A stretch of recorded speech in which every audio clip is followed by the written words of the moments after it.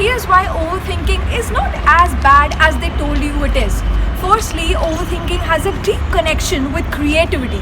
The spontaneous activity in the brain due to overthinking not only fosters creativity but also fosters deep analytical thinking. The same creativity can be used to create awesome imaginative landscapes, abstract ideas, and countless scenarios and outcomes. The source of analytical nature is actually a good thing, and the free flow of thought that is brought out by overthinking can be used in a positive sense as well. Secondly, overthinkers have a really strong eye for detail. Overthinkers tend to have an overactive mind, which is actually the observational side of the equation. Most people who chronically overthink are also exceptional at noticing the small details about any situation.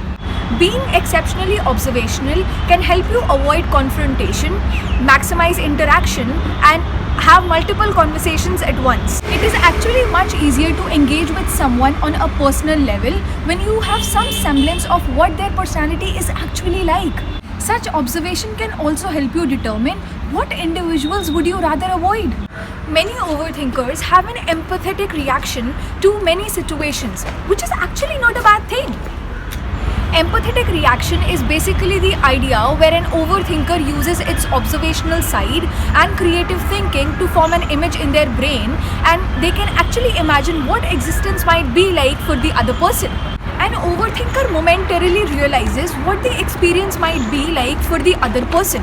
Overthinkers are one of the best people at empathy because they can learn to glean all the important information just by observing their surroundings. They can also use these details creatively to fill in the gaps that were left unspoken or acted.